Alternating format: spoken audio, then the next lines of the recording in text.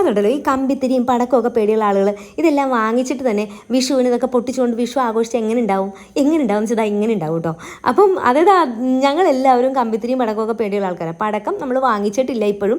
ഇതിന് മുന്നേ ഡോപ്പിയുടെ ഫ്രണ്ട്സ് ഒരു തവണ വന്ന് വിഷുവൊക്കെ വീട്ടിൽ വന്ന് ആഘോഷിച്ച സമയത്ത് പടക്കമൊക്കെ വാങ്ങിച്ച് പൊട്ടിച്ചു. പക്ഷേ അത് തന്നെ അവർ പൊട്ടിക്കുമ്പോൾ നമുക്ക് ഭയങ്കര പേടിയായിരുന്നു കേട്ടോ.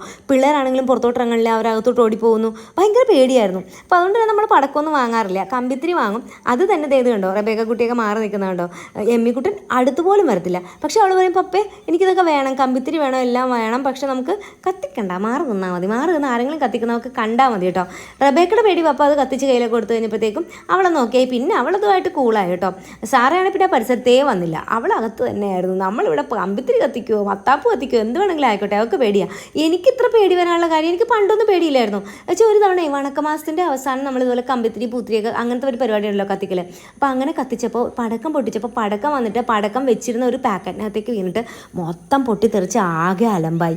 അപ്പോൾ അന്നത്തെ തുടങ്ങി എനിക്കിത്ര പേടിയായത്. ഞാനിങ്ങനെ ഡ്രസ്സൊക്കെ കൊടുത്തേക്കുന്ന ഒരു ഇൻ്റർവ്യൂ ഉണ്ടായിരുന്നു കേട്ടോ, മായേച്ചിയുടെ ഇൻ്റർവ്യൂ ഉണ്ടായിരുന്നു. അപ്പോൾ അത് കഴിഞ്ഞ് വന്നിട്ട് ആ കോസ്റ്റ്യൂം ഒന്നും മാറാതെ തന്നെയാണ് ഈ പടക്കം പൊട്ടിക്കലൊക്കെ തുടങ്ങിയത്. അപ്പോൾ നമ്മൾ ഈ മത്താപ്പൂ എന്നല്ലേ എന്നെ പറയാം, മേശപ്പൂവോ, അതിങ്ങനെ വാങ്ങിച്ചിട്ടുണ്ടായിരുന്നു. അത് താഴെ വെച്ച് പൊട്ടിക്കാൻ നോക്കിയിട്ട് പറ്റിയില്ല. അതേ മേളിൽ കൊണ്ടൊന്നും ചെയ്തപ്പോഴും പണ്ടത്തെ മണ്ണെണ്ണ വിളക്കിനെ ഓർമ്മിപ്പിക്കുന്ന വിധം അത് അവിടെ നിന്ന് ഇങ്ങനെ കത്തുകയാണ് കേട്ടോ.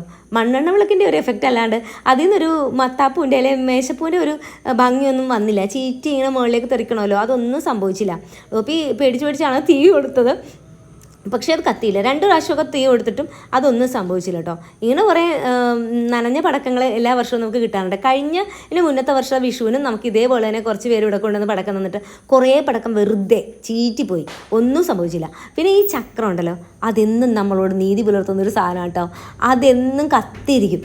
അതൊരിക്കലും ഇതുവരെ നമുക്ക് അങ്ങനെ പണി തന്നിട്ട് ഉള്ളതായിട്ടില്ല കേട്ടോ. അത് ഇത്തവണ അന്തസ്സോടുകൂടി കത്തി എന്നുള്ളതാണ്. ഡോപ്പി ഒരു കണക്കിനാണ് അതിന് തീ കൊടുത്തിട്ട് അവിടെ നിന്ന് ചാടി ഓടി മറിഞ്ഞ് രക്ഷപ്പെടും. ഞാനൊക്കെ കിലോമീറ്റർ മാറി അപ്പുറത്താട്ടോ നിൽക്കണേ. ഞാനിട്ട് സൂം ചെയ്തെടുത്തായിരുന്നു. 2 ചക്രയെ വാങ്ങിച്ചിട്ടുണ്ടായിരുന്നുള്ളൂന്നേ. നിങ്ങൾക്ക് എന്ത് പടക്കമാണ് ഇഷ്ടമെന്ന് പറഞ്ഞിട്ടോ. അപ്പുറത്തെ വീട്ടിലൊക്കെ ആകാശത്തേക്ക് പോയി ഇങ്ങനെ തെറിക്കണ പടക്കമൊക്കെ ഉണ്ടായിരുന്നു. നമ്മൾ പക്ഷേ പേടിയുള്ള കാരണം ഇങ്ങനത്തെ സംഭവങ്ങളേ ഉള്ളൂ. ഇതിലൊക്കെ ഒതുക്കി കേട്ടോ. എല്ലാം കഴിഞ്ഞ് പിന്നെ നമ്മൾ കുറേ ഫോട്ടോസൊക്കെ എടുത്തു. വിഷുവിനൊക്കെ ഇടണമല്ലോ. പിന്നെ നിങ്ങളൊക്കെ എല്ലാവരും പടക്കം പൊട്ടിക്കലും കമ്പിത്തിരി കത്തികളൊക്കെ ഉണ്ടായിരുന്നോ? വിഷുവിന് കുറേ സംഭവങ്ങളൊക്കെ ഉണ്ടല്ലോ, സദ്യ, പായസം അല്ലേ, പിന്നെ വിഷുക്കഞ്ഞി. നമുക്ക് അങ്ങനത്തെ പരിപാടിയൊന്നും ഇല്ലായിരുന്നു കേട്ടോ. അങ്ങനെയൊന്നും എനിക്ക് ഉണ്ടാക്കാൻ അറിയാനും പാടില്ല. നേരത്തേക്ക് വെച്ചാൽ വലിയൊരു അപ്പുറത്തൊക്കെ കൊണ്ടുവന്ന് തരുമ്പോൾ അതൊക്കെ അങ്ങനെ കഴിക്കായിരുന്നു. ഇത്തവണ നമുക്കൊന്നും ഒരിടത്തുനിന്നും കിട്ടിയില്ല വിഷുക്കഞ്ഞിയൊന്നും. ഇവിടെ എമ്മിക്കുട്ടിയുടെ പേടി മാറ്റാൻ റബേക്ക പഠിച്ച പണി 18 പറ്റിയിട്ടും ഒരു രക്ഷയും കിട്ടിയില്ല. അവൾ കത്തിച്ചില്ല. പിന്നെ റബേക്ക മോള് തന്നെ ആ ബാക്കി വന്ന കമ്പിത്തിരിയൊക്കെ കത്തിച്ചു. അവൾ കുറച്ച് ഫോട്ടോസൊക്കെ എടുത്തു. ഞങ്ങൾ എടുത്തുകൊണ്ടാണ് എമ്മിക്കുട്ടി ഓടിക്കളഞ്ഞു. അപ്പോൾ നാളെ കാണാം. അതുവരേക്കും ബൈ.